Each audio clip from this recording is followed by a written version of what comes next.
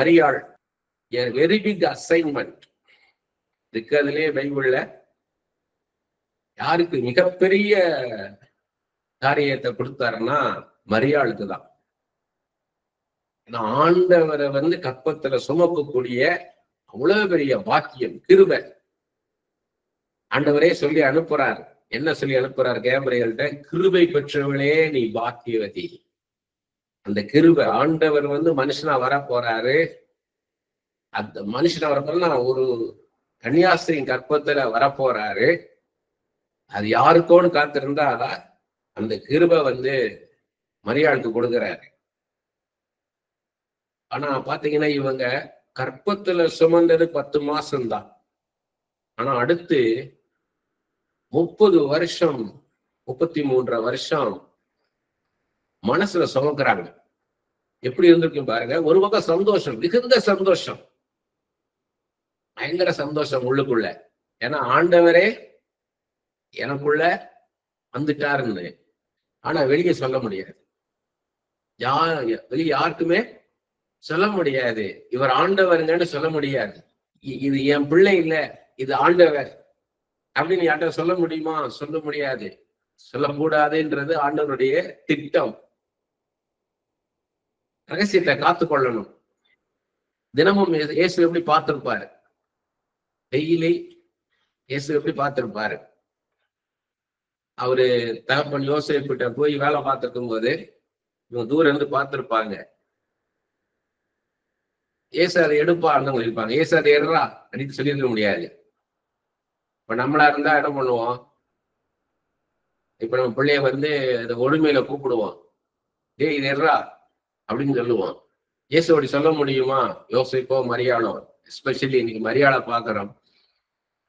இயேசு அதை எடுப்பார். இயேசுவே எஸ் ஆண்டவரேன்னு சொல்ல முடியாது. ஏன்னா ஒரு தெய்வீக குழந்தை, டிவைன் சைல்டு. இதை சொல்லும் போது எனக்கு ஒரு ஞாபகம் வருது. கிட்டத்தட்ட ஒரு 8-9 வருஷத்துக்குமா நினைக்கிறேன். 10 வருஷத்துக்கு முன்னால, 10 வருஷத்துக்கு மேல இருக்க முன்னாலே. அப்ப அந்த பையன் 5ஆம் கிளாஸ் படிச்சுட்டு இருந்தான்.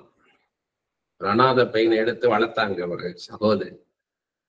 அவங்களுக்கு குழந்தை இல்லை, ஒரு அநாத பையன் எடுத்து வளர்த்தாங்க. அது ஒரு ஊழியக்காரர் சொல்லி, தீர்க்க தரிசனமா சொல்லி, உனக்கு குழந்தை பாக்கியம் இல்லை, ஒரு அநாத பிள்ளை எடுத்து வளருன்னு சொல்லி அவங்க வளர்த்தாங்க. பிறந்த குழந்தை எடுத்துட்டு வந்தாங்க. பிறந்த குழந்தை எடுத்து வளர்த்துருக்குறாங்க. ஒரு டிவைன் சைல்டு, தெய்வீக குழந்தை. அவன் ஆண்டவர் பேசுவார். 3 மணி நேரம் 4 மணி நேரம் நான் அந்த பையனோட பேசுவார். குழந்தை இல்லாதவங்களை பார்த்து உங்களுக்கு குழந்தை வருங்குவான். வீடு இல்லாதவங்களை பார்த்து உங்களுக்கு வீடு அடுத்த வருஷம் கிடைக்குங்குவான். அதே மாதிரி நடக்கும். போன்ல அவங்க அம்மா யாருடைய பேசிட்டு இருக்கும்போது இவன் யாரோட பேசுறீங்க? இவன் தானே, அவங்க இந்த காரணம் தானே கேட்கறாங்க, அது நடக்கும்னு சொல்லுங்கன்னுவான். ஸ்கூல்ல படிக்க போன இடத்துல டீச்சர் குழந்தை இல்லாத ஒரு டீச்சரை, பல வருஷம் குழந்தை இல்லாம கஷ்டப்பட்டது ஒரு டீச்சரை பார்த்துட்டு இவன் சம்மர் ஹாலிடேஸ்க்கு வரான். அவன் சொல்லிட்டு வந்திருக்கிறான், நான் திருப்பி வரும்போது உங்களுக்கு உங்க வயிற்றுல ஒரு பாப்பா இருக்குன்னு சொல்லிட்டு வந்திருக்கிறான். என்னடா விதமா சொல்லிட்டு போறான்னு அதே மாதிரி ஆயிடுச்சு. அப்போ ஒரு டிவைன் சைல்டு. அவன் படுத்திருக்கிற மாதிரி இருக்கும். மத்தியான நேரத்துல பார்த்தீங்கன்னா 3 மணி நேரம் 4 மணி நேரம் ஆண்டவர் உங்களோட பேசுவார். அவன் அப்படியே சொல்லுவாங்க. அப்படி அவன் சுத்தி இருக்கிறவங்க எல்லாம் ஜோசியம் கேட்கிற மாதிரி அவனை நெருக்கிட்டாங்க. ஒரு சின்ன சின்ன காரியத்தை அவன்கிட்ட போய் கேட்க ஆரம்பிச்சிட்டாங்க, குறி கேட்கிற மாதிரி. உடனே அவங்க என்ன பண்ணாங்கன்னா அவுட்டர்ல கொண்டு போய் ஹாஸ்டல்ல சேர்த்துட்டாங்க. அவன் அங்கேயும் இதே மாதிரி சொல்ல ஆரம்பிச்சிட்டான் எல்லாருக்கும். அப்போ ஒரு நாள் ராத்திரியில சொப்பனத்துல ஆண்டவர் சொல்லியிருக்கிறாரு, ஒரு தரிசனமா சொப்பனத்துல கொடுத்து இந்த ஸ்கூலை விட்டு உடனே மாத்த போறேன்னு இருக்காரு. அடுத்த நாள் போன்ல சொல்லியிருக்கிறான் அவங்க அம்மாட்ட, இந்த மாதிரி சொப்பனத்துல ஜீசஸ் வந்தாரு, இந்த ஸ்கூலை விட்டு என்னை மாத்த போறாரான். உடனே இவங்க சொல்லியிருக்கிறாங்க, ஆண்டவர்கிட்ட கேள்றான், எந்த ஸ்கூல் கேள்றான். அவன் அடுத்த நாள் படுக்க போறதுக்கு முன்னாடி ராத்திரி ஜீசஸ் எந்த ஸ்கூலுக்கு நீ மாத்த போறீங்கன்னு எனக்கு சொல்லுங்கன்னு படுத்திருக்கிறான். தூங்கும்போது திரும்ப சொப்பனம் வந்திருக்குது. ஜீசஸ் சென்னையில உள்ள ஒரு பிரபலமான ஸ்கூல் பேரை சொல்லி வராது. நல்ல ஸ்கூல் அது. அந்த ஸ்கூல்ல அட்மிஷன் கிடைக்கிறது ரொம்ப டஃப். அந்த ஸ்கூல் பேரை சொல்லி அங்க கொண்டு போறேன்னு சொல்லியிருக்கிறேன். இவன் அடுத்த நாள் அவங்க அம்மாவுக்கு போன் பண்ணி கேட்டிருக்காங்க, சொல்லியிருக்காங்க இந்த ஸ்கூல்னு சொல்லியிருக்காங்கன்னு. அவங்க அம்மாவுக்கு அந்த பேரே தெரியல. அவங்க வெளியூர், இங்க வந்து செட்டில் ஆனவங்க. அப்ப என்னைய வந்து கான்டாக்ட் பண்ணாங்க. நான் சொன்னேன், அது ரொம்ப அருமையான ஸ்கூல் சிஸ்டர், அந்த ஸ்கூல்ல இடம் கிடைக்கிறது ரொம்ப கஷ்டம். ஏன்னா நாளைக்குல இருந்து அப்ளிகேஷன் கொடுக்க போறாங்கன்னா முந்தின நாள் ராத்திரியே போய் எல்லாம் கியூல நிற்பாங்க. சேரு, அந்த ஸ்டூல், இந்த மாதிரி உட்கார்றதுக்கெல்லாம் கொண்டு போய் வரிசையா உட்கார்ந்து இருப்பாங்க அந்த பணியில. காலையில் விடிஞ்ச உடனே அப்ளிகேஷன் வாங்கணும்னு. ஏன்னா அப்ளிகேஷன் கூட தான் கொடுப்பாங்க, அதெல்லாம் க்ளோஸ் பண்ணிடுவாங்க. அதுல கிடைக்கிறது ரொம்ப கஷ்டம் சார். அதுதான் சொல்லியிருக்காங்க. பார்த்தீங்கன்னா அது கர்த்தருடைய கிருபையில அவனுக்கு எவ்வளோ இடத்துல அவங்க போய் பார்த்தாங்க, அட்மிஷன் கிடைக்கல. அதுக்கப்புறம் நாங்க ஒருத்தர் போய் பார்த்தோம், அவர் மூலமா அந்த இடத்துல ஸ்கூல்ல கிடைச்சிருச்சு. பாத்தீங்கன்னா அவங்க வந்து, ஆனா அவனை வந்து நீங்க உங்க கண்ட்ரோல் பண்ண முடியாது. அவன் வந்து எப்படி இவன் பிஹேவ் பண்ணுவானே சொல்ல முடியாது. ஏன்னா அவன் வந்து ஒரு சாதாரண சின்ன குழந்தை தான். அவன் தெய்வம் கிடையாது. ஆண்டவர் சொல்றாருன்னு சொல்லுவான். அவங்களுக்கு பினான்சியலா நிறைய பேருக்கு பிரேக் த்ரூ அவன் சொன்ன உடனே நடக்கும். வீடு இல்லாதவங்களுக்கு வீடு கிடைக்கும், குழந்தை இல்லாத குழந்தை கிடைக்கும். சோ அவனை எப்படி ட்ரீட் பண்ணிப்பாங்க அவங்க அம்மா அப்பா, யோசித்து பாருங்க. அவனை வந்து வா வாப்பா, இப்படி வா அப்படி போ அப்படிதான் பேசியிருக்காங்க. அவனை தெய்வமா வணங்க முடியாது. ஆனா இங்க இயேசு கிறிஸ்து தெய்வம். பரிசுத்த ஆவியானவர் ஒரு மனுஷனுக்குள்ள இருக்கிறதுன்றது வேற. ஆனா இயேசுவே வந்துட்டார், தெய்வம். மரியாள் எப்படி நடந்திருக்க முடியும்? யோசித்து பாருங்க. ஒவ்வொரு நாளும் தம்பின்னு கூப்பிட முடியுமா? நிறைய பேருக்குள்ள போயிட்டு நிறைய கிராமங்கள்ல பார்த்தீங்கன்னா நிறைய பிள்ளைகள் இருக்கும், 7-8 பிள்ளைகள் இருக்கும். அதுல வயசுல மூத்த பையனா இருந்தா தம்பி தான் கூடுவாங்க. அந்த தகப்பன், தம்பி இது எப்படிப்பா பண்ணான்னு கேட்பாங்க. அவங்க ஈக்குவலா ட்ரீட் பண்ணுவாங்க. ஏன்னா நமக்கு அப்புறம் அந்த குடும்பத்தை வந்தா பார்த்துக்க போறான், அவனுடைய தம்பிமார் தங்கச்சிமாரெல்லாம் இவன் தான் திருமணம் செய்து கொடுக்கணும் அப்படின்ற மாதிரி அவங்களை ட்ரீட் பண்ணுவாங்க. இப்ப இதை செய்ப்பா, இது கொடுப்பான்னு சொல்ல முடியாது. நம்ம வேதத்துல பார்க்கிறோம், லூக்கா 2:42 வசனத்துல பார்க்கிறோம், 12 வயசுல அவர் தேவாலயத்துல உட்கார்ந்து வேதபாரர்களோட பேசுறதை பார்த்து வேதபாரர்கள்லாம் திகைச்சு போயிட்டான். ஏன்னா வேதத்தின் காரியங்கள் அவ்வளவு பேசுற. அவன் லூக்கா 3:23 வசனத்துல 30 வயசுன்னு பாக்குறோம். 30 வயசுலதான் ஊழியர் ஸ்டார்ட் பண்றாரு. அடுத்த 3.5 years அவர் மினிஸ்ட்ரி பண்றாருன்னு பாக்குறோம். சின்ன வயசுல இயேசு கிறிஸ்து வீட்டுல அற்புதம் செஞ்சிருப்பாரா அப்படின்றத யோசித்து பார்க்கணும். அவங்க மிச்ச பிள்ளைகளோட எப்படி பழகி இருப்பாரு? யோசேப்பு கூட பழகிறத மரியாதை பார்த்திருப்பாங்க. மிச்ச பிள்ளைகளோட எப்படி பழகிறான்னு பார்த்திருப்பாங்க. நிச்சயமா அங்க தேவ அன்பு வெளிப்பட்டிருக்கும். பொறுமையா பேசியிருப்பாரு. திடீர்னு வந்து அவரு தெய்வமாக அவரை ஆக்ட் பண்ணல, மனுஷனா இருந்தாரு. 30 வயசுக்கு அப்புறம் ஒரு தெய்வமாக ஆனார் அப்படின்லாம் இல்லை. சின்ன வயசுல இருந்தே அப்படிதான் வந்திருப்பார். ஏன்னா நம்மள அப்படிதான் நடத்துற. நம்ம நினைக்கிறோம் நம்ம ரட்சிக்கப்பட்ட பிறகுதான் நம்ம பெரிய மாற்றம் உண்டாகுதுன்னு நினைக்கிறோம். அதுக்கப்புறம் தான் ஆண்டு நம்ம வாழ்க்கையில வரான்னு நினைக்கிறேன். இல்ல, நம்ம கூடயே தான் இருக்கிறார். நம்ம கூடயே தான் இருக்கிறார். அவர் தன்னை வெளிப்படுத்துறது வந்துதான் ஒரு வயசுல வெளிப்படுத்துறார்.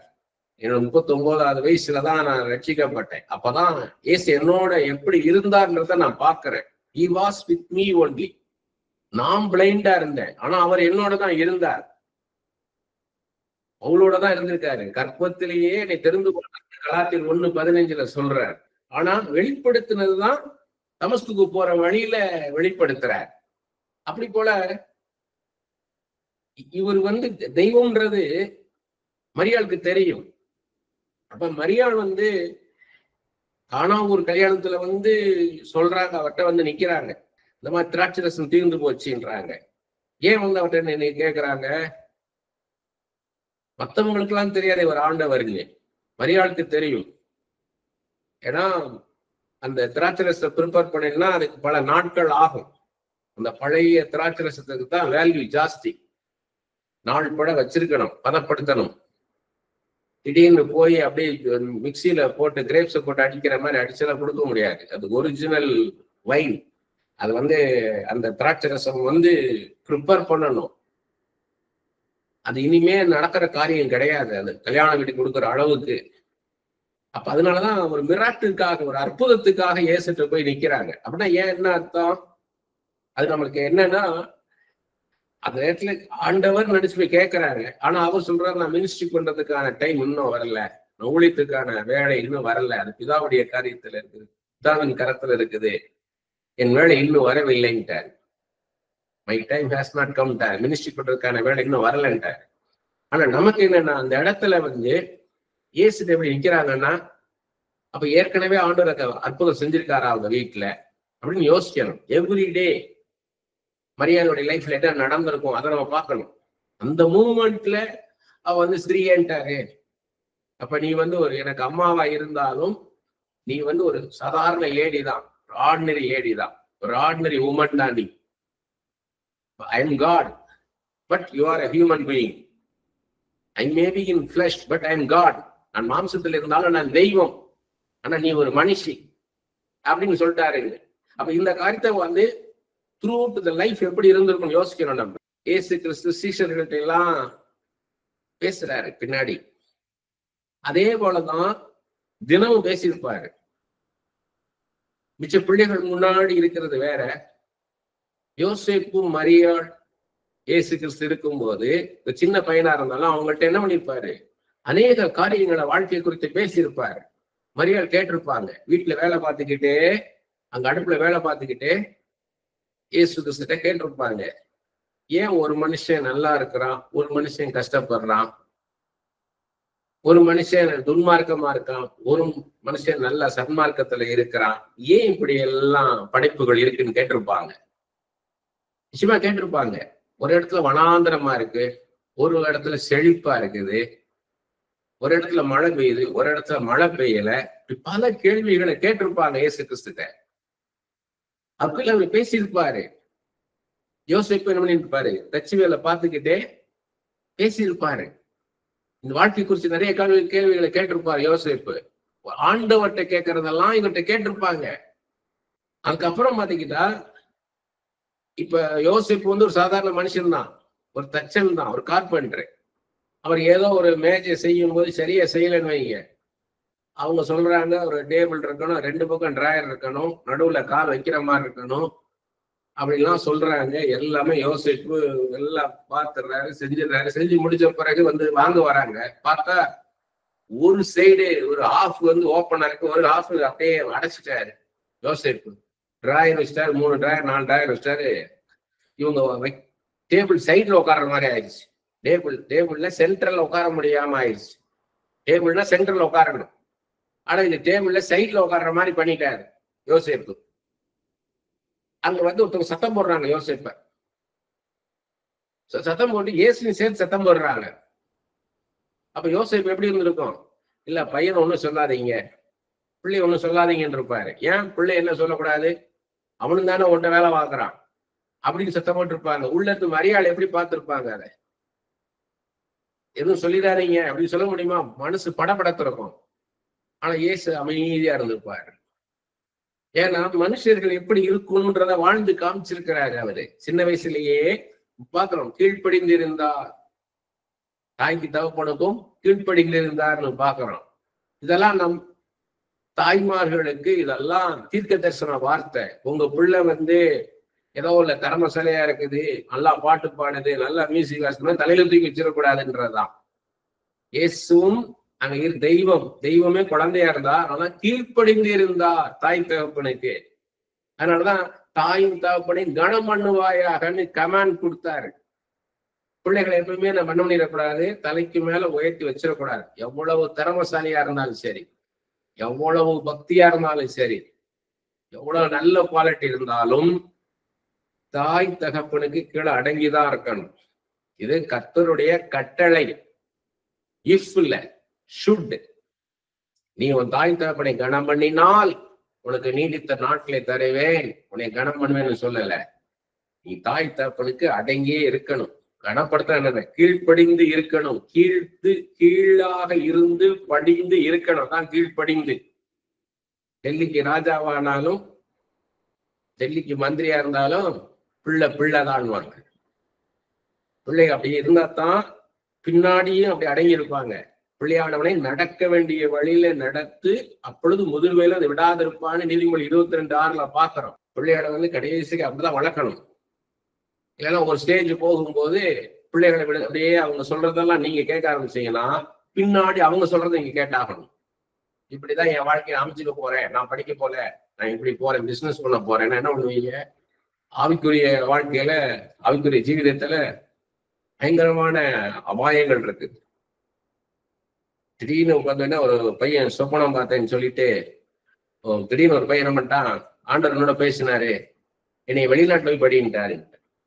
அந்த அப்ளிகேஷன் போடுறதுக்கே 40 லட்சம் கட்டணுமா அந்த ஃபர்ஸ்ட் அசைன்மெண்ட்டுக்கு. இப்படி அவங்க 2 வருஷத்துக்கு எப்படி செலவழிப்பாங்க யோசிச்சு பாருங்க. இனிஷியலா உள்ள போறதுக்கே 40 லட்சம் வேணுமா? அதெல்லாம் சாதாரண காரியமா? ஆண்டவர் சொன்னார்னு சொல்லும்போது என்ன பண்ணுவீங்க? அப்ப என்ன பண்ணுவீங்க? இது நாள் வரைக்கும் அவங்க சொல்லி சொல்லி கேட்டீங்க, புள்ள சொல்லி, இப்ப சொல்லி கேட்கறான்னு சொல்லிட்டு நீங்க பண்ண முடியுமா? விரலுக்கேற்ற வீக்கணுவாங்க. நம்ம எந்த மாதிரி வாழ்க்கையை கொடுத்திருக்கிறார், எந்த வருமானத்தை கொடுத்திருக்கிறார், நம்மளுடைய செலவு என்ன, நம்ம எப்படி நம்ம இருக்கணும், அப்படி நம்ம வாழ்க்கையை நடத்த ஆரம்பிக்கணும். அவங்க அப்படி இருக்கிறாங்க, இவங்க எப்படி இருக்காங்க, நாம அப்படி போனோம்னா மாட்டிக்குவோம், கஷ்டமாயிடும். எனக்கு தெரிஞ்ச ஒரு நண்பர் வெளிநாட்டுக்கு போனார், மாட்டிக்கிட்டார், வர முடியல. எப்படி மாட்டிட்டாருன்னா அந்த சம்பளத்துக்கு இருந்து பழகிட்டாரு. இப்ப திருப்பி வந்தா இங்க இருக்க முடியாதுன்ற மாதிரி மென்டல் அரெஸ்ட் ஆயிட்டார். மெக்கானிக்கலா வேலை பார்த்துட்டு இருக்கிறார். சோ பணம் வரும் போகும், பணத்தை நம்பி வாழ்ந்துடக்கூடாது. வெளிநாட்டுக்கு போனா நல்லா இருக்குன்னு நினைக்கக்கூடாது. வெளிநாட்டுக்கு போறது கர்த்தருடைய சித்தமால் இருந்தால் மாத்திரம்தான் போகணும். நாம சுயமாக போனோம்னா மாட்டிக்குவோம். போயிட்டு அங்க போய் பாத்தீங்கன்னா எனக்கு தெரிஞ்சு 2-3 பேரு அங்க உள்ள சட்ட திட்டங்கள் அங்க போய் மாட்டிக்கிட்டாங்க. அதுல இருந்து அவங்களால வெளியே வர முடியல. அவங்களுக்கு அந்த விசாலாம் பிரச்சனையா இருக்குது. அவங்களுக்கு இவ்வளவு ஸ்பான்சர்ஷிப் கிடைக்கல. ஸ்பான்சர்ஷிப் இருந்தா தான் விசா எக்ஸ்டென்ஷன் கிடைக்கும். ஆனா அதுக்கு பேரம் பேசுறான், கான்ட்ராக்ட் இவ்வளவு நாள் என்கிட்ட இருந்துதான் ஆகணும். அது ஒரு அடிமை வாழ்க்கை மாதிரி. இத்தனை வருஷம் என் கூட இருக்கணும், நான் உனக்கு ஸ்பான்சர் பண்றேன், ஆனா இத்தனை வருஷம் என்னை விட்டு நீ போக கூடாது. அதனால சுய புத்தி மேல சார்ந்துடக்கூடாது. ஜெபிக்கணும். கர்த்தர் பேசுவாரு. கர்த்தர் பேசுறது கடினமான காரியமே கிடையாது. Very simple. தேவ சித்தத்தை தெரிந்து கொள்வதும் செய்வதும் லேசான காரியம், கடினமான காரியமே கிடையாது. Very simple. நீங்க பேசணும் கேட்டா பேசுவாரு. இல்ல பேசுறது அவர் தான் பேசுறாரா, எனக்கா தோணுதான்னு தெரியல, என்னுடைய வாழ்க்கை போராட்டத்துல என்னால புரிந்து கொள்ள முடியல, கர்த்தர் தான் பேசுறாரா இல்ல எனக்கா தோணுதா பிரம்மியான்னு தெரியலன்னா வெரி சிம்பிள். ஆண்டவரே உங்களுக்கு சித்தமானால் இந்த வாசலை திறங்க, உங்களுடைய சித்தம் இல்லைன்னா இந்த வாசலை மூடி போடுங்க. Very simple. நான் இதுக்கு இந்த வேலைக்கு நான் அப்ளை பண்றேன், உங்களுக்கு சித்தமானால் எனக்கு கிடைக்க செய்யுங்க, சித்தம் இல்லைன்னா அந்த கிடைக்க வேண்டான்ட்டீங்கன்னா போதும், கர்த்தர் சிம்பிளா நடத்திட்டு போயிடுவார். நம்ம போராட தேவையே இல்லை. அப்ப இங்க பாத்தீங்கன்னா இயேசு அங்க அடங்கி இருந்தார்னு பாக்குறோம். தாய் தகப்பனுக்கு கீழ்ப்படிந்து இருந்தார். அவர் தெய்வமே அப்படி இருக்கும்போது முன்மாதிரி எனக்கு காமிச்சிருக்காரு. நம்ம பிள்ளைகளை அப்படி கீழ்ப்படிந்த பிள்ளைகளாக வளர்க்கணும். யாரா இருந்தாலும் சரி, தாய் தகப்பனுக்கு மட்டும் இல்லை, வயசுல மூத்தவங்க யார் வந்தாலும் அவங்களுக்கு மரியாதை கொடுத்து பழக்கணும். அசட்டை பண்ணிடக்கூடாது. அவங்க ஆப்ஷன்ஸ்ல கூட அவங்கள பத்தி தரக்குறைவா பேசிடக்கூடாது, அவங்கள தாழ்த்தி பேசிடக்கூடாது. ரொம்ப கவனமா நடத்தணும். அவருடைய மற்ற சகோதர சகோதரிகளுக்கெல்லாம் இயேசு ஆண்டவனை தெரிஞ்சிருக்குமானா நிச்சயமா தெரிஞ்சிருக்காது. ஏன்னா தெரிஞ்சதுன்னா அவங்க அவர்கிட்ட பழகிற விதம் வேறமா இருக்கும். யாருக்கும் சுகம் இல்லைன்னா நீங்க ஆண்டவர்களே சுகப்படுத்துங்கன்னு இருப்பாங்க. அங்க பெரிய அற்புதம் தேவைப்பட்டிருக்கும். யாருக்காவது கடன் பிரச்சனையா இருந்திருக்கும், உடனே இயேசு நீர் ஆண்டவர் தானே அங்க செய்யுங்கன்னு இருப்பாங்க. ஏன்னா அவங்களுக்கு அந்த முதிர்ச்சி இருக்காது. மரியாள்கிட்ட அந்த முதிர்ச்சி அந்த பக்குவம் இருந்ததுனாலதான் மரியாளை தெரிந்து கொண்டார், காப்பாத்துறாங்க. நிறைய இடத்துல பாத்தீங்கன்னா தன் மனதிலே வைத்து கொண்டார்கள் இருக்கு. அவர் ஆண்டவர் செய்யறதெல்லாம் பார்த்துட்டு தன் மனதிலே வைத்துக் கொண்டார் இருக்குது. இயேசுவை 30 வருஷம் அவங்க, அதாவது இயேசுவை 10 மாசம் கர்ப்பத்துல சுமந்தாங்க. அடுத்தது பாத்தீங்கன்னா அவரை 30 வயசு வரைய தன் மனசுல சுமக்குறாங்க. எப்படி இருந்திருக்கு பாருங்க. நம்மளால ஒரு விஷயத்த சொல்லாம இருக்க முடியாது. ஆனா அவங்க அதை அடக்கி வச்சு, தன் ஆவியை அடக்கி வைத்து காப்பாத்துறாங்க. அவரை எப்ப சொல்லணுமோ அப்பதான் அவரா வெளியே வரணும். ஏன்னா அவர் நீ இப்ப அற்புதம் செய்யலாமேன்னு காணாம இருக்கிற சொல்லும் போது இது இல்ல டைம். அப்ப அந்த டைம் வரைக்கும் மரியானும் அவரோட காத்துக்கிட்டே இருக்கிறாங்க. எப்ப இவர் வெளிப்படுவார், எப்ப இவர் வெளிப்படுத்துவார், தன் ஆண்டவரனை எப்ப வெளிப்படுத்துவார்னு காத்துக்கிட்டே இருக்கிறாங்க. அப்ப நம்மளும் அதே மாதிரி இயேசு நம்ம மூலமாக வெளிப்படணும்னு விருப்பப்படுவார். அதை நம்ம சரியா செய்யணும். அது மரியாள் செய்யறாங்க. மரியாள் எப்படின்னா, நீ ஒரு 30 வயசு வரைக்கும் இயேசு தன்னை வெளிப்படுத்த மாட்டார்.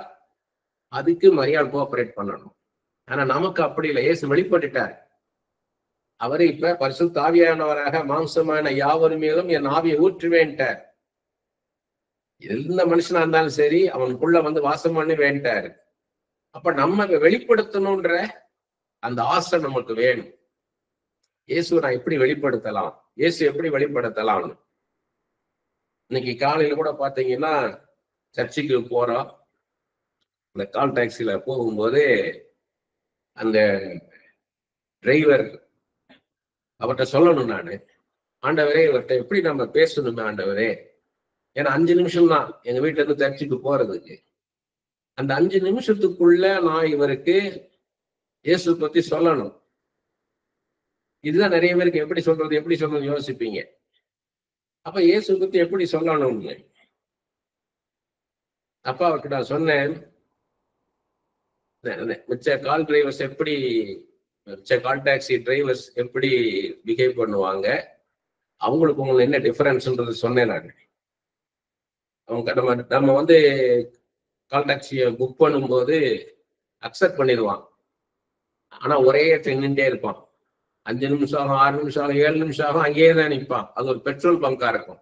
நம்ம கூப்பிட்டு சொல்ல மாட்டான், எங்க ஒரு 5 நிமிஷம் வெயிட் பண்ணுங்க, நான் அந்த ஒரு பெட்ரோல் போட்டு வந்துடுறேன்னு சொல்ல மாட்டான். ஒரு மெசேஜ் பண்ண மாட்டான், இந்த மாதிரி நான் பெட்ரோல் பங்க்ல இருக்கிறேன், நான் பெட்ரோல் போட்டு வந்துடுறேன்னு சொல்லிட்டா நம்ம அமைதியா இருக்க போறோம். பாத்தீங்கன்னா 10 நிமிஷம் காத்திருந்த பிறகு பாத்தீங்கன்னா கால் பண்ணுவான். நம்ம கால் பண்ண எடுக்கவே மாட்டான். அதுக்கப்புறமா 4ஆவது தடவை கால் பண்ணும்போது நம்ம எடுக்க மாட்டான். அவன் கால் பண்ணுவான். அதுக்கப்புறமா எடுத்து எங்க போகணும்னு கேட்பான். இந்த மாதிரி இந்த இடத்துக்கு போகணும். அப்படியா அப்படின்னுவான். சொல்லிட்டு பாத்தீங்கன்னா கட் பண்ணுவோம். நம்ம அந்த ட்ரிப்பையே கேன்சல் பண்ணிடுவான். 10 நிமிஷம் காக்க வச்சிருக்கேன் இவங்களை. அந்த இதெல்லாம் அவனுக்கு இருக்காது. அது சொல்ல கூட மாட்டான், கேன்சல் பண்ணி விட்டுருவான். அப்புறம் சில பேர் நம்ம கேட்பான், இல்லைங்க நான் வரலங்க, நீங்க கேன்சல் பண்ணுங்க. நம்மளை கேன்சல் பண்ணி விட மாட்டான். இந்த மாதிரி சமயத்துல இந்த காலையில வந்த call taxi driver please wait and coming அப்படின்னு மெசேஜ் கொடுத்தாரு. அது ரெடிமேட் மெசேஜா இருந்தா கூட வந்தவர் பாத்தீங்கன்னா அதே மாதிரி பேசவே இல்லை. நான் ஏறினோடனே அந்த பாட்டு ஆஃப் பண்ணுங்க என்ன, ஏதோ ஒரு பாட்டு போய்கிட்டு இருந்து பாட்டு ஆஃப் பண்ணுங்க என்ன, எனக்கு காலையில ஒரு பீஸ்ஃபுல்லா போகணும்ட்டு ஆஃப் பண்ணிட்டாரு. அமைதியா ரோட்டை பார்த்து ஓடிட்டே இருக்காரு. பேக் மிரர் பார்க்கிறார், ஸ்டெடி டிரைவிங், காரை கிளீனா வச்சிருக்கிறாரு, புது கார் மாதிரி. போன வாரம் பாத்தீங்கன்னா, போன வாரம் அது முந்தின வாரம் நினைக்கிறேன், ஒரு 2 வாரம் முன்னாடி இருக்கா, ஒரு கால் டாக்ஸி ஏறினது எங்க தொடனே தெரியல, குப்பை வண்டி மாதிரி இருந்தது. தொடவே பயமா இருந்தது. அப்புறம் தொட்டுதான் ஆகணும். அப்புறமா சரி கையை கழுவி கொஞ்சம் சொல்லி எப்படியோ திறந்து உள்ளே உக்காந்துட்டான். பாத்தீங்கன்னா அவன் எப்ப குளிச்சான்னு தெரியல, அவ்வளவு ஒரு வேர்வை நாத்தம். வண்டி பூரா பாத்தீங்கன்னா குப்பை வண்டி மாதிரி இருக்குது. குப்பை வண்டிக்குலாம் நாங்க உட்காந்துட்டு போறோம். கண்ணாடி எல்லாம் தொடச்சி எப்ப தொடச்சான்னு தெரியல அவனுக்கு. அப்படி மங்களா இருக்குது. ஏதோ பிளைட்ல மேகமூட்டத்துல ஓட்டுற மாதிரி ஓட்டிட்டு போறான். அந்த மாதிரி எல்லாம் பார்க்கும்போது அதெல்லாம் சொன்னேன், நல்லா வச்சிருக்கிறீங்கன்னு சொல்லிட்டு, நல்லா கம்யூனிகேட் பண்றீங்க அப்படிங்கும்போது யாரை நல்லா கம்யூனிகேட் பண்ணுவாங்கன்னா, தன்னை போல பிறனை நேசிக்கிறவன் தான். பைபிள்ல தான் இயேசு சொல்லி இருக்கிறாரு, தன்னை போல பிறனை நேசின்னு இருக்காரு. ஆமான்னாரு. ஆமா, தன்னை போல பிறனை நேசின்னு இருக்காரு. உன்னை போல பிறனை நேசின்னு சொல்லியிருக்கிறாரு. அதை எப்படி செய்யணும்னு சொல்லியிருக்கிறாருன்னு அதுதான் நான் அன்னைக்கு அவர் சொன்ன சுவிசேஷம். மத்தவங்க உனக்கு என்ன செய்யணும்னு நினைக்கிறையோ எதிர்பார்க்கிறையோ அதை நீ மத்தவங்களுக்கு செய்யின்னு இருக்காரு. அதான் அன்பு கூறுறது எப்படி. ஏன்னா அவங்களுக்கு வசனம் தெரியுது, தன்னை போல பிறனை நேசின்னு இயேசு சொல்லியிருக்கிறாரு, அது பைபிள்ல இருக்குன்னு அவருக்கு தெரிஞ்சிருக்குது. ஆனா சத்தியத்தை நம்ம சொல்லணும். அந்த வசனத்துள்ள அர்த்தத்தை சொல்றதுதான் சத்தியம். அந்த சத்தியம் தான் அவங்கள தொடும். மத்தவங்கள்ட்ட நீங்க என்ன எதிர்பார்க்கறீங்களோ அதை நீங்க செய்யுங்க. நீங்க அப்ப கரெக்டா புரிஞ்சுக்கிட்ட ஏன் இடத்துல அவர் இருந்து நான் கால் டாக்ஸி டிரைவரா இருந்தா அவர் என்ன எதிர்பார்ப்பாரோ அதை நீங்க செஞ்சுட்டீங்கன்னு சொன்ன உடனே அவருக்கு அவ்வளவு சந்தோஷம். இது அவங்களுக்கு ஒரு விடுதலை தரும்.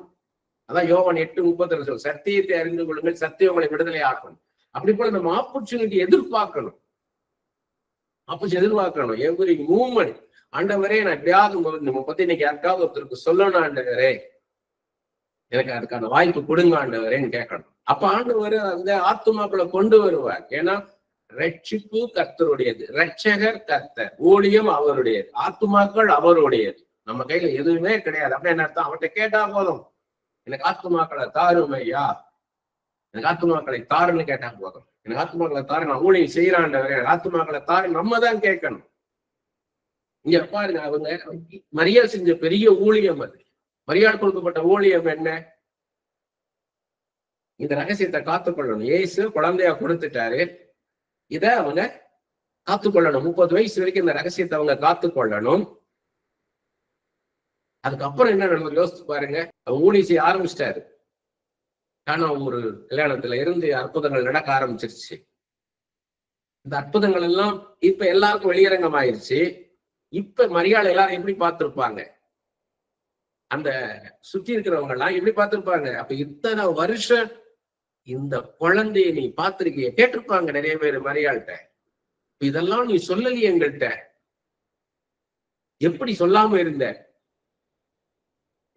தெய்வமே ஒரு குழந்தையா உங்க வீட்டுல இருந்திருக்கிறாரே, எப்படி எவ்வளவு பெரிய பாக்கியசாலி. எலிசபெத் தான் வாழ்த்துறாங்க, கற்பத்துல இருக்கும் போதே வாழ்த்துறாங்க. எப்படி இருந்திருக்கு பாருங்க அந்த வாழ்க்கை. அற்புதங்கள் நடக்குவது அண்ணாளை எப்படி பார்த்திருப்பாங்க? சாமுவேல் தீர்க்கதரிசி ஆண்டவர் பயன்படுத்த ஆரம்பிச்ச உடனே அவ்வளவு நாள் அண்ணாளை மலடி புள்ள பூச்சி இல்ல, ஒரு பூச்சி இல்ல என்னத்த அப்படின்னு சாபம் மாதிரி பார்த்தவங்க அண்ணாளை பாக்கியவாதியா பார்த்த ஆரம்பிச்சாங்க. ஒரு பெரிய தீர்க்கதரிசியுடைய தாய், இங்க கடவுளுடைய தாய்.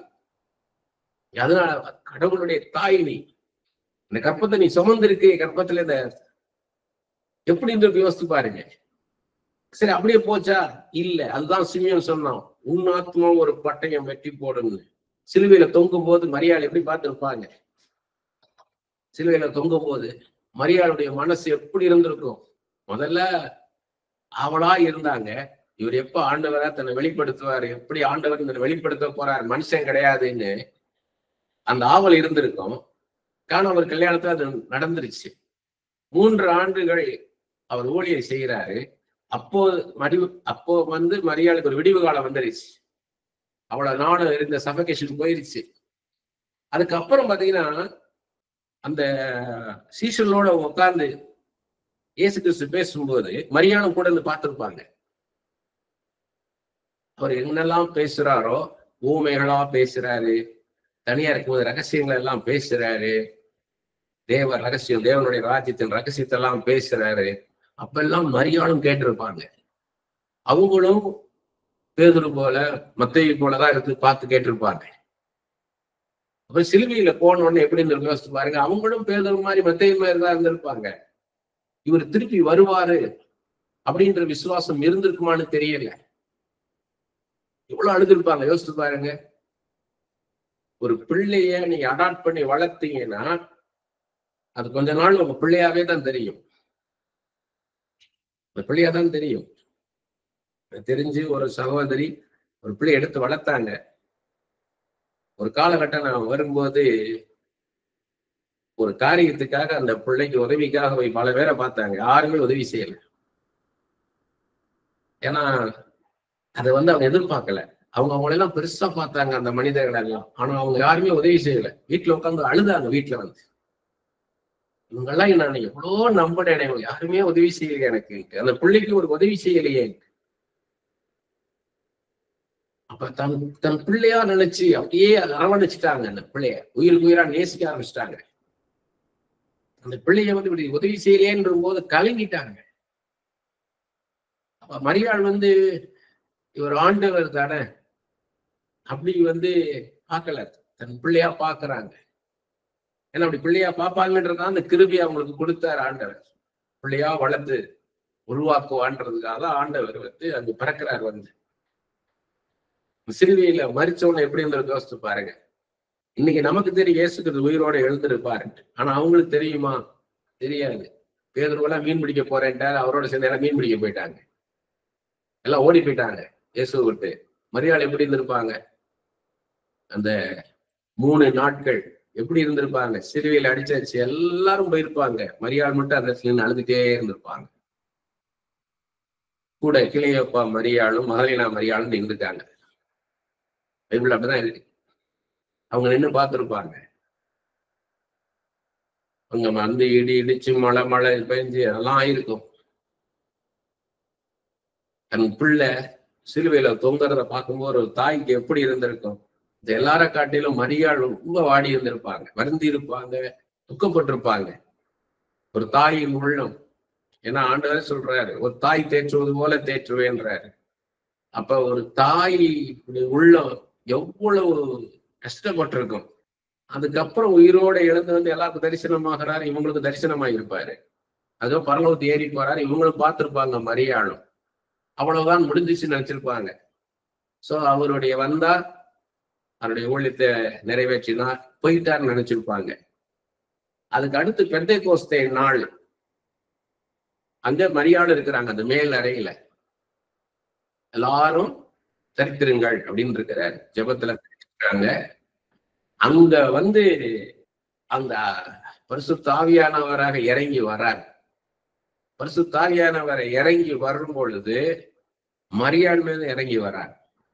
எப்படி யோசித்து பாருங்க, யோசித்து பாருங்க. இதெல்லாம் யோசித்து பார்க்கணும். அந்த இடத்துல ஒவ்வொருத்தரும் எப்படி இருந்திருப்பாங்க, யார் யார் இருந்திருப்பாங்க. அப்ப நமக்கு மெயின் மரியாள் மேலேயும் அபிஷேகம் இறங்கி வந்துருச்சு. இவ்வளவு நாளும் அவரை 10 மாசம் கற்பத்துல சுமந்தாங்க, 30 வருஷம் மனசுல சுமந்தாங்க. இப்ப அவங்களுக்குள்ள உள்ளத்துல வந்து இறங்கி வந்துட்டார். எல்லாருக்குள்ள எப்படி இருந்திருக்கும்.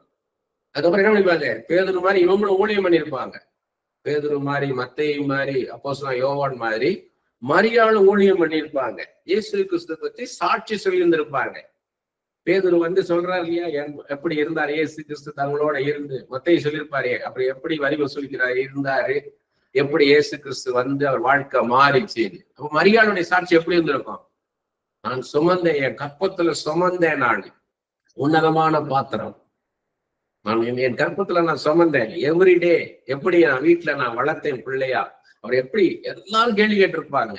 எல்லாரும் வந்து கேட்டிருப்பாங்க, எப்படி அவர் இருந்தாரு, எப்படி ஒவ்வொரு நாளும் நடந்தாரு, உங்களோட எப்படி இருந்தாரு, அவர் எப்படி பேசுவாரு, நீங்க சொல்றதெல்லாம் கேட்பாரா, அவர் உங்களோட என்னெல்லாம் பேசினாரு.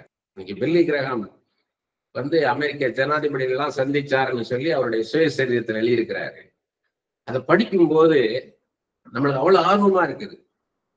ஏன்னா ஒரு அமெரிக்கான்றது உலகத்திலேயே ஒரு பெரிய நாடு, ஒரு வல்லரசு. அந்த வல்லரசுடைய ஜனாதிபதி, அந்த ஜனாதிபதிய நிக்சனையும் ஜான் எஃப் கென்னடியும் மற்ற ஜனாதிபதிகள் எல்லாம் பில்லி கிரஹாம் தனியா சந்திக்கிறார். ஏதோ இவர் போய் நான் சந்திக்கிறோம் போய் சந்திக்கல, அவங்க வந்து இவரை சந்திக்க வராங்க. அதுவும் பார்த்தீங்கன்னா ஒரு இடத்துல பில்லி கிரஹாம் எழுதுறாரு, இவர் கோல்ஃப் விளையாடிட்டு இருக்கிறாரு. கிரவுண்ட்ல விளையாண்டு முடிச்சுட்டு அந்த ஸ்வெட்டிங் கிரவுண்ட்ல இருக்கிற அந்த பாத்ரூம்ல போய் குளிச்சுக்கிட்டு இருக்கிறாரு. கதவை தட்டுறாங்க. கதவை தட்டி என்ன சொல்றாங்கன்னா, president is waiting to meet யூன்றாங்க. யாருன்னு கேட்டா நிக்சன் வந்து நிக்கிறாரு. நிக்சன் அந்த கிரவுண்டுக்கே வந்துட்டார். யாரை பார்க்கணும், இவரை பார்க்கறதுக்காக வந்து நிக்கிறாரு. எப்படி யோசிச்சு பாருங்க. பில்லி கிரஹாம் எழுதுறாரு, நான் அந்த பாத் தவளை சுத்திட்டு வெளியே வந்து நின்று இந்த பாத் தவளோடய நானு நிக்சனோட பேசினேன்ற. அதே மாதிரி ஜான் எஃப் கெனடி அவர் வந்து பில்லிகிராம் பார்க்கணும்னு கேட்கிறாரு. I want to meet you, I want meet யூன்னு கேட்கிறாரு. பில்லிகிராம் வந்து ஐ கம் அப்படின்ட்டு அந்த அந்த நேரத்துல தான் அவர் சுட்டு கொண்டுட்டாங்க.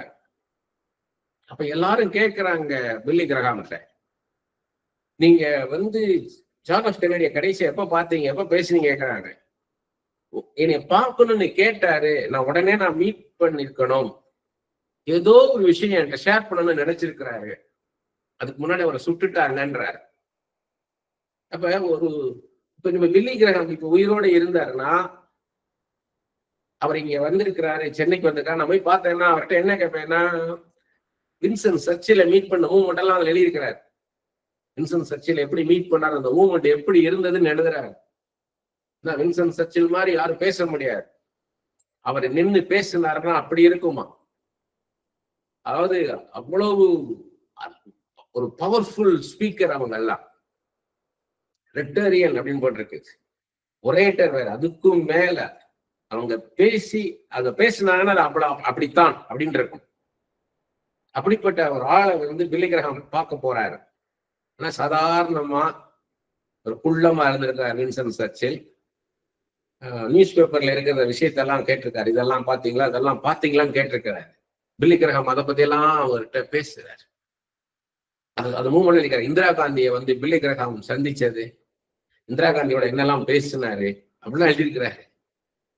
அப்ப மரியாதை போய், இப்ப மரியாதை இருந்தாங்கன்னா எப்படி பேசுவோம், அப்படிதான் நீங்க பைபிளை பார்க்கணும். காட்சியாய் பார்க்கறது எப்படின்னா, ஹவு டு விஷுவலைஸ் த பைபிள்னா அதான் இது. மரியாதை இப்ப இருந்தாங்கன்னா நம்ம பார்த்தா என்ன பண்ணுவோம், எப்படி என்னெல்லாம் கேள்வி கேட்பீங்க, எப்படி அது 30 வருஷம் காத்துக்கிட்டீங்க. இயேசு இவர் ஆண்டவருங்கன்னு சொல்றது, மத்தவங்க வந்து துச்சமா பேசும்போது, அவரை இன்சல்ட் பண்ணும்போது, சாதாரண ஒரு பையனை ட்ரீட் பண்ற மாதிரி ட்ரீட் பண்ணும்போது எப்படி இருந்திருக்கும், அதெல்லாம் எப்படி நீங்க ஹேண்டில் பண்ணீங்க, எப்படி அதை ஹேண்டில் பண்ணீங்க நீங்க அந்த சிச்சுவேஷனை? உங்கள்கிட்ட வந்து அவர் சொல்லுவாரா, மிராக்கிள் ஏதாவது பண்ணியிருக்கிறாரா, டெய்லி வீட்டுல மிராக்கிள் நடக்குமா? ஏன்னா 5 அப்போ 2 மீன் ஆசீர்வதிச்சு 5000 மேலானவருக்கு கொடுத்தாரு, மீதியானதை 12 கூடை நிறைய எடுத்தாருன்னு இருக்குது. 7 அப்பம் சில சிறுமீன்களை ஆசீர்வதித்து 4000 பேர்களுக்கு மேலான் கொடுத்தார், மீதியானது 7 கூடை நிறைய எடுத்தாருன்னு இருக்குது. அப்ப மரித்தவர்கள் எல்லாம் உயிரோடு எழுப்பினாரு, வியாதியெல்லாம் சுகப்படுத்தினார். வீட்டுல அந்த அற்புதம் நடந்ததா? நீங்க அப்படி யாருக்கா சுகம் இல்லைன்னா சொல்லி கூட்டு போவீங்களா அவரை, உங்களை சுகப்படுத்துங்கன்னு கேட்பீங்களா? உங்களை சுகப்படுத்துங்க அப்படின்லாம் கேட்டிருக்கீங்களா? அப்படிலாம் மிராக்கிள் நடந்திருக்குதான்னு கேட்போம். சிலுவையில தாய்மார்கள் என்ன கேட்டிருப்பாங்க? தாய்மார்கள்லாம் இப்ப நீங்க மரியாதை வீட்டுல என்ன கேட்பீங்க? அந்த சிலுவையில தொங்குனதை எப்படி தாங்கிக்கிட்டீங்க? சிலுவையில தொங்கும் போது அந்த மூமெண்ட் எப்படி தாங்கிக்கிட்டீங்க? ஏன்னா நம்ம பிள்ளைங்க முடியாம போய் ஆஸ்பத்திரியில படுத்தாலே நம்மளால தாங்க முடியல. வீட்லயே நான் ஒரு 3 நாள் காய்ச்சல படுத்தாலும் நம்மளால தாங்க முடியல. சிலுவையில அடிச்சு ரத்தம் சிந்த அதுக்கு எப்படி இந்த சிலுவையை சுமந்துட்டு போகும்போது எப்படி அதை அப்படி சகிச்சுக்கிட்டீங்க, எப்படி தாங்குனீங்க? அப்ப அதெல்லாம் மரியாள் பேசியிருப்பாங்க. மரியாதை தான் ஊழியம், மரியாதை ஊழியம் பண்ணியிருப்பாங்க. பேதுரு போல, மத்தேயு போல மரியாதை ஊழியம் செஞ்சுட்டே போயிருந்திருப்பாங்க. அப்ப நமக்கு இதுல மெசேஜ் என்னன்னா, நம்ம இயேசு அப்படி சுமக்கிறோமா? ஒரு பக்கம் காத்துக்கொள்ளணும், இன்னொரு பக்கம் சொல்லவும் செய்யணும். அதுக்கு ஒரு காலம் இருக்குது, காத்துக்கொள்றதுக்கு ஒரு காலம் இருக்குது. ஆண்டவர் உங்களுக்கு எந்த காரியம் கொடுத்தாலும் உடனே போய் நீங்க வெளியே சொல்லிடக்கூடாது. உடனே சொன்னீங்கன்னா அதுக்கான காலம் கிடையாது. ஆண்டவர் உங்கள்கிட்ட என்ன பேசினாலும், இப்ப எப்படி சிச்சுவேஷன் இருந்தாலும் உடனே அதை பத்தி மத்தவங்கள்ட்ட ஷேர் பண்ணக்கூடாது. ஏசு கிட்டதான் ஷேர் பண்ணணும் எதுவானாலும். ஏசுகிட்ட கேட்டிருப்பாங்க, மரியாள் கைடன்ஸ் கேட்டிருப்பாங்க. இயேசுவே, ஏன்னா சீசர் எல்லாம் கேட்கிறாங்க, உண்மை எப்பொழுது நீர் வெளிப்படுத்துவீர், ராஜாவாக எப்ப வெளிப்படுத்துவீர், அதுக்கான அடையாளம் என்னெல்லாம் கேட்கிறாங்க. அப்படி போல மரியாள் கேட்டிருப்பாங்க, வீட்டுல கேட்டிருப்பாங்க. அவங்க தனியா இருக்கும்போது நிச்சயமா இயேசுகிட்ட கேட்டிருப்பாங்க, இதுக்கான அடையாளம் என்ன, எப்ப நீர் ஆண்டவரை வெளிப்படுத்துவீர், அதெல்லாம் கேட்டிருப்பாங்க. நீர் என்ன செய்ய போகிறீர், எல்லாம் கேட்டிருப்பாங்க. அப்ப நமக்கு அதான் பாடம். ஒண்ணு, மரியாதை போல ரகசியத்தை காத்துக்கொள்ளணும். 30 வருஷம் ஆண்டவரே பிள்ளையா இருந்ததையும் வெளிப்படுத்தாதபடிக்கு அந்த ரகசியத்தை காத்து கொண்டாங்க. அது மாதிரி நம்ம ரகசியத்தை காத்து கொள்ளணும். ரெண்டாவது, எப்ப ஆண்டவர் வெளிப்படுவாரோ அது வரைக்கும் காத்திருக்கணும். உங்க வாழ்க்கையில கர்த்தர் வெளிப்படுவார். இன்னைக்கு நீங்க இயேசு சுமந்துகிட்டு இருக்கீங்க, உங்களை சுத்தி இருக்கிறவங்களுக்கு தெரியல இயேசுவை பத்தி, நீங்க இயேசு சுமந்துகிட்டு இருக்கீங்க. ஒரு நாள் வரும், இயேசு வெளிப்படுவார், மகிமையா வெளிப்படுவார். அது வரைக்கும் உலகம் நிந்திக்கும் உங்களை. நீங்க இயேசுக்குள்ள நீங்க இருக்கீங்க, நீங்க இயேசுக்குள்ள இருக்கீங்கன்றது அவங்களுக்கு தெரியாது. ஒரு மூத்த ஊழியக்காரர் அவர் சொன்ன காரியம், அவர் ரட்சிக்கப்பட்ட உடனேயே வாலிப வயசுல ரட்சிக்கப்பட்டாரு. பாக்குறவங்களெல்லாம் பார்த்து இயேசுவை பத்தி சொல்லணும்னு இருக்குமா. ரோட்ல வர்றவங்க போறவங்க எல்லாம் பார்த்து எல்லாரும் மறைஞ்சு ஓடி போயிருவாங்களே அவர் வரதை பார்த்து. பின்னால பாத்தீங்கன்னா இவரை பிரபலமான தீர்க்கதரிசியா தூக்கிட்டு வந்துட்டார் ஆண்டவர். உலகம் முழுக்க பயன்படுத்த ஆரம்பிச்சிட்டாரு. அப்ப யாரெல்லாம் இவரை பார்த்து ஓடி ஒளிஞ்சாங்களோ அவங்கெல்லாம் நாள் கணக்கா, மாச கணக்கா, வருஷ கணக்கா இவரை பார்க்கணும்னு காத்து கிடந்தாங்க. இது அவரே சொன்னது.